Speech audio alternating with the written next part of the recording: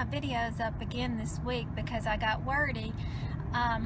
One, I know you don't want to hear my voice for that length of time, but number two, it takes a long time for me to edit, and mine do need to be edited, so it works out better to split. And of course you can choose to watch or not, so that works out great too. I understand that there's only so many hours in the day and we can't fit it all in. Just this morning, as a matter of fact, one of my favorite people had a 46 minute video. So I turned it on in the car on the way home from dropping Thomas off at school. And then I kept her, she was still talking when I got home, so I took her to the shower with me and turned her off only to dry my hair. And then I put it back on to put on makeup and brush teeth, and now here I'm out the door again. I mean, there's, like I said, there's only so many hours in the day, and that's why you're getting this intro riding along in the car with me. So I really wanted to include this following information because it's good tips, good ideas, good thoughts that are not from me. They're from my subscribers. So I hope you enjoy. Now, if you'll notice, I still don't have a format for my videos as the way I see so many other people doing. You're just probably not going to get that from me because I'm not that organized. But I do want to throw in a section that I think is important every now and then. And that section is a shout out type section, because people have helped me so much doing these videos. Their comments that they add, and all the things I've never thought about before, answers to questions that I pose. And so I do have a name for this section, and it's called I Love Smart People, because I just get the biggest kick out of the fact that we're so different, and the creative minds of other people just add so much to each other. We need to open ourselves up to each other. So first, let me read you this. This came from Crystal Kilberry, or Burry, I guess I should say. Crystal says, I just wanted to interject my knowledge of fabric softener and synthetic materials. I make tie blankets using fleece, and you never use fabric softener on fleece. A chemical reaction takes place and will basically melt the fleece. I'm not exactly sure about yarn made from synthetic materials, but I would be very cautious. Okay, now, I don't think she literally meant, melt the fabric as in, disintegrate. But let me tell you what I think she's talking about. This is a fleece that Thomas had. We bought it for him in the 5th grade. He's now in the 8th and has outgrown it, but you can see it's well worn, and I use fabric softener in everything. But can you see, I'll try not to look at the cat hair. Can you see how it has a bumpy texture to it now? I think if I had not used fabric softener, it wouldn't have this bumpy texture. I think that's what Crystal's referring to. And it was very smart of her to, because this is a synthetic, to say, wait a second, maybe acrylic yarn would not do well with fabric softener. But I can put your mind to ease as far as that goes. This was a blanket made for me in 1988.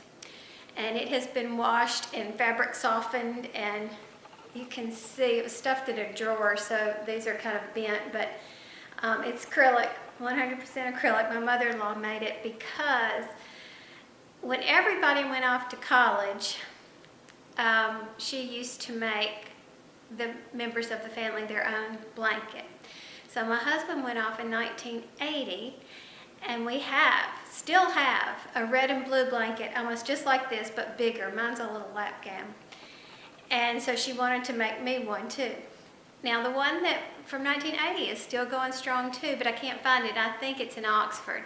So Oxford is where Ole Miss is, and that's where our oldest is still there in our middle child is still there in grad school. So if it's not there, then my oldest child has it in Florida where he lives. But we know it's still going strong, and I know for a fact that fabric softener is okay for acrylic yarn. If you need to see it up close, it's not pilling or anything. So That's good to know, huh? But thank you for bringing that up, Crystal, because I wouldn't have thought of that. And here's an aside too. This is an acrylic blanket too that was given to us as a wedding gift, and I thought it was a pretty pattern.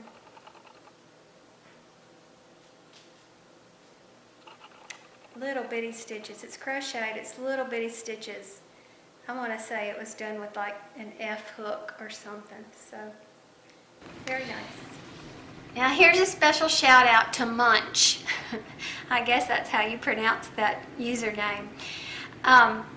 He's great. We've actually been conversing back and forth by email, but he found this vintage pattern. He knew that I didn't have a tea cozy for my favorite little teapot, and he found this vintage pattern and thought that I would like it, and he sent it to me. And I do, this precious little pumpkin. Problem is it's made for a regular size teapot, and mine is just a little 2-cup teapot. So I need to figure out how to size it down. And in knitting, I'm not so great at that. I could do it easily with crochet, but I don't think I could do it with knitting yet. So that is on the to be learned list. But thank you, Munch. I appreciate it. And here's a good idea from Sarah Grows Close. She says, an idea for your miscellaneous bits and bobs. I have my charity knit/crochet group save them, and my daughter and I turn them into granny squares, and we make lap blankets that go into the donations each year. We have next to no waste that way. The bulk of our work are hats and scarves, but we manage several blankets this way. Just a thought. That is a great idea, Sarah, and I do like it. Now, actually, I have thought about that, and as a matter of fact, I have a granny square blanket that I started a while back.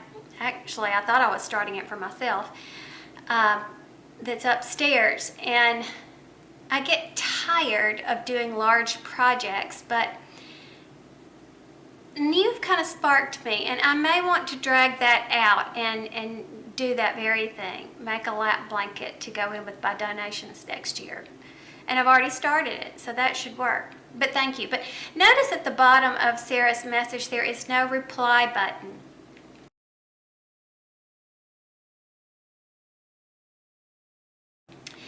I probably need to look into this and do a tutorial as to why some people have the reply buttons and why some people don't.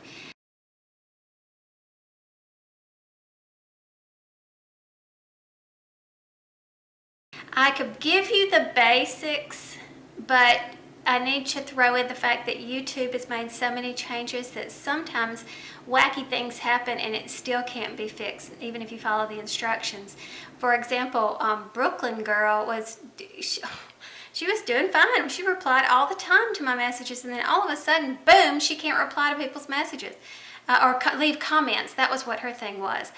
This is, I can't reply to you on here. Now, I could go to these people individually and send them private messages, and I do on occasion, but I'm sorry, I do on occasion.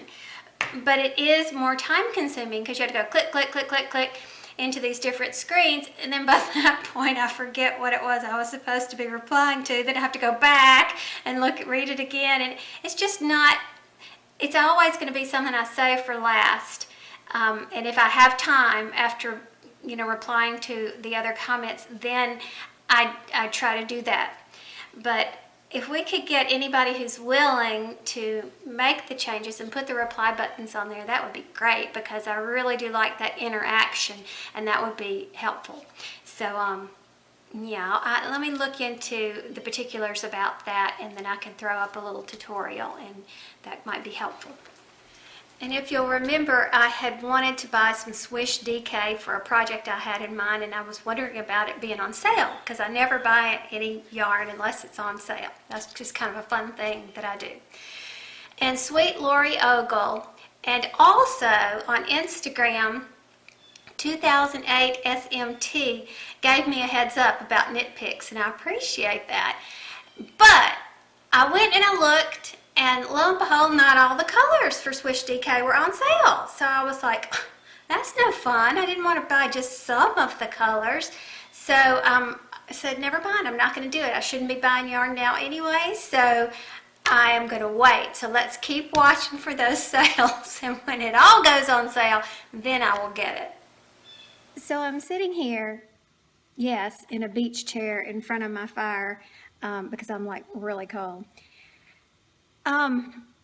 Editing this video, and I completely forgot to tell you about something that's really important. On YouTube, if you don't already subscribe to them, it's the Fiber Factor. And that is, well, it's like Project Runway for knitwear designers, but not done on the most professional level. Although season 2 is coming up, and I can see that they've made a lot of improvements. The first season was great to watch. It was about 2 years ago, a year and a half ago, something like that. And it was wonderful, but this year they are going to eliminate designers, which they didn't do last year. Go look right now, and there's an introductory video. I'll put a link in the description box below so that you could see what's coming up for season 2. And I thought you would love that, so I wanted to share. Oh, and you can be in it. So if you're an aspiring designer, go to their website.